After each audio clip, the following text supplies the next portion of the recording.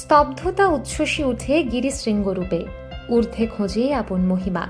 গতিবেগ সরোবরে থেমে যায় চুপে, গভীরে খুঁজিতে নিজ সীমা। আকাশচুম্বী পাহাড়টা সমতলের স্বপ্ন, তাই মন মজে আরোহণে। মনে পড়ে হাওড়ার কোনা বাগপাড়ার বেনারস রোডের পর্বতকন্যা ছন্দা গায়নের কথা। এভারেস্ট জয়ী পর্বতারোহী 2014 সালে কাঞ্চনজঙ্ঘার দুর্বার টানটা অগ্রাহ্য না করেই পাড়ি দিয়েছিলেন। তবে সমতলে আর ফেরা হলো না। তার ফেরার অপেক্ষায় আজও চোখ ভেজে পরিবারের।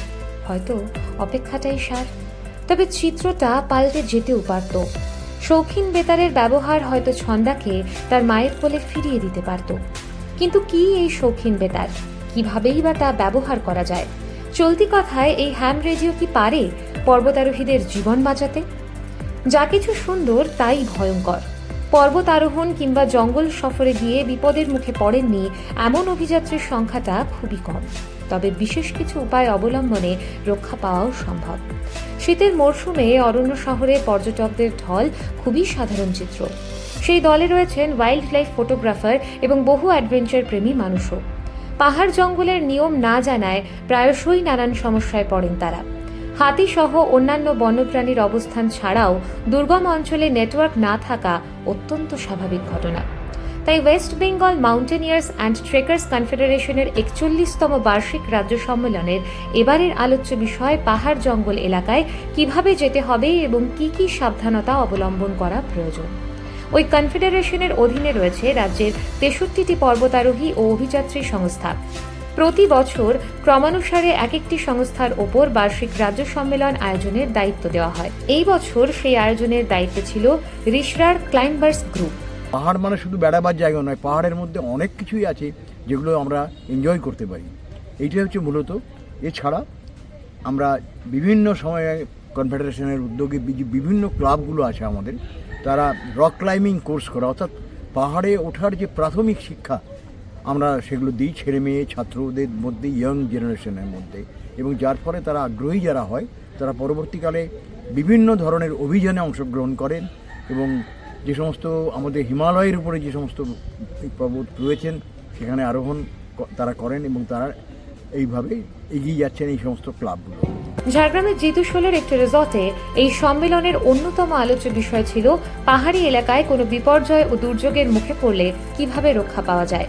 West Bengal mountaineers and trekkers কনফেডারেশনের মুখপাত্র বিশ্বনাথ পাত্র জানালেন, কোনো জঙ্গল বা পাহাড়ে ট্রেক করতে যাওয়ার, যেমন আমরা ট্রেক বাংলায় বলি পদযাত্রা, যাওয়ার জন্য প্রথম কথা হচ্ছে যে আমাদের এই ট্রেকিং সম্বন্ধে আমার একটা ধারণা থাকা দরকার তাদের, এবং এই পর্বতারোহণ বা যেরকম পাহাড়ে যারা হিমালয় বা অন্যান্য পাহাড়ে যারা ট্রেক করতে যান তাদের এই ট্রেকিং সম্বন্ধে একটা অভিজ্ঞতা দরকার। ট্রেকিংয়ে যাওয়ার জন্য কতগুলো কোড অফ কন্ডাক্ট আছে আমাদের, সেগুলোকে তাকে মেনে চলতে হবে। যে কোনো মানুষ হঠাৎ তার কোনো রকম যদি কোনো পর্বতারোহণ বা জঙ্গল ট্রেকিং বা আদার্স যে সমস্ত ট্রেকিং রয়েছে কোনো রুটে যেগুলো পড়ে, সেই রুট প্রথমেই আমাকে জানতে হবে যে আমি এই যে রুটে আমি যাব সেই রুটের জন্যে আমার শারীরিক দক্ষতা কতটা, আমার মানসিক দক্ষতা কতটা, বা আমি টোটাল এই রুটটা সম্বন্ধে আমি কতটা জানি, আমাকে দেখে নিতে। পাহাড়ি এলাকার বেশ কিছু জায়গায় মোবাইল নেটওয়ার্ক বা ইন্টারনেট পরিষেবা পাওয়া যায় না। সেক্ষেত্রে পাহাড় জঙ্গল এলাকায় যারা ট্রেক করতে যাচ্ছেন তারা কোনো বিপর্যয়ের মুখে পড়লে তাদের জন্য হ্যাম রেডিও খুবই গুরুত্বপূর্ণ। পাহাড় জঙ্গল এলাকায় গেলে আগাম তথ্য নিয়ে যাওয়া উচিত। বন দফতরের কাছ থেকে ওই এলাকায় বন্যপ্রাণীর গতিবিধির আগাম তথ্য নিয়ে রাখা প্রয়োজন। একা না গিয়ে ওইসব এলাকায় দলবদ্ধভাবে যাওয়াই ভালো। স্থানীয় গাইড নিয়ে গেলে আপৎকালীন পরিস্থিতিতে সুবিধা হয়। হ্যাম রেডিও আদর্শ জিনিস, ওদের ব্যবস্থা, ওদিকে ওরা বিশেষ করে হ্যাম রেডিও সম্বন্ধে এরা ওদের যে হ্যাম অপারেটর ওরা তৈরি করে নেয়, ওদের ট্রেনিং কোর্স আছে একটা গভর্নমেন্ট অফ ইন্ডিয়ার। ওরা যে কোডটা ব্যবহার করে সেই কোডটা আমাদের টেলিফোন নাম্বার বা এটা নয়, এটা ইন্টারন্যাশনাল কোড, একটা সারা পৃথিবীর মানুষের সঙ্গে ওই কোডে কথা বলা যায়, এবং সেখানে যদি বিদ্যুতিন মাধ্যম ফেলও করে সেখানেও এটাকে কাজে লাগানো যায়। সেই জন্যে আমি বলবো যারা হ্যাম রেডিও ব্যবহার করবেন তাদের হ্যাম রেডিও সম্বন্ধে জেনে নেওয়া, এবং একটা ট্রেনিং আছে 2 মাস 3 মাসের একটা ট্রেনিং আছে। সেই ট্রেনিং হলে পরে গভর্নমেন্ট অফ ইন্ডিয়া থেকে একটা লাইসেন্স ওদিকে দেওয়া হয়, মানে ইউজার হিসাবে, হ্যাম রেডিও ইউজার হিসাবে। তাহলে আপনি সারা বিশ্বের মানুষের সাথে কথা বলতে পারবেন আপনার নিজের নাম্বারে, হ্যাম নাম্বারে দিয়ে। ওয়েস্ট বেঙ্গল রেডিও ক্লাবের প্রতিষ্ঠাতা ও সম্পাদক অম্বরীশ নাগবিশ্বাস বলেন, হ্যাম রেডিও হলো শখের বেতার, যাকে অ্যামেচার রেডিও বলে, যেটাকে নিয়ে রিসার্চ করার জন্য সরকার লাইসেন্স দিয়ে থাকেন। বিপর্যয় কাজ বা হারানো মানুষ খোঁজার জন্য ভারত সরকার বা সংশ্লিষ্ট দেশের সরকার লাইসেন্স দেন না। আমরা ওয়েস্ট বেঙ্গল রেডিও ক্লাবের মানুষ যারা মেম্বার আছেন তারা মনে করি এই বিজ্ঞান যদি মানুষের কাজে লাগে, সেই চিন্তাভাবনা থেকেই সমাজমুখী করে তোলা এই শখের বেতারকে আমরা মনে করি ham stand for help always mankind.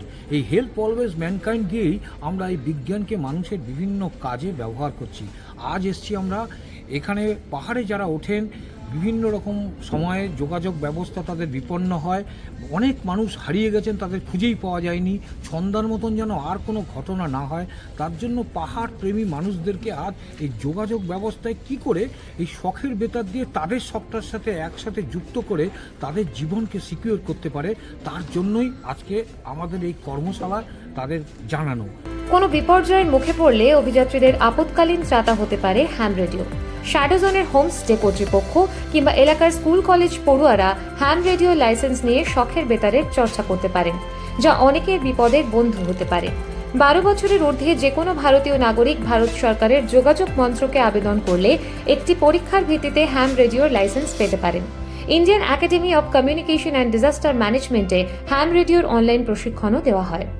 Jhargram জেলায় নির্মলেন্দু মাহাতো, সুজাতা ভট্টাচার্য, উত্তর 24 পরগনার জয়ন্ত বৈদ্য, হুগলির সোহম চক্রবর্তী, কলকাতার অর্ণব রায়চৌধুরী ও অরূপ ভট্টাচার্যের মতো লাইসেন্সপ্রাপ্ত হ্যাম রেডিও অপারেটররা বহু মানুষের বিপদে সহায় হয়েছেন।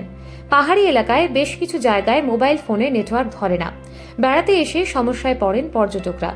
শ্যাডো জোনের কারণে বাড়িতে কোনো বিপদ আপদ ঘটলে সে খবর পর্যটকরা পান না। আবার বেড়াতে গিয়ে গাড়ি খারাপ হয়ে যাওয়ায় শ্যাডো জোন থেকে হেঁটে পর্যটকদের ফিরে আসার নজিরও রয়েছে। এই সব ক্ষেত্রেই হ্যাম রেডিও হয়ে উঠতে পারে আপৎকালীন ত্রাতা। অ্যাডভেঞ্চার জারি থাকুক, তবে সাবধানতার সঙ্গী হিসেবে সঙ্গে থাকুক শখের রেডিও।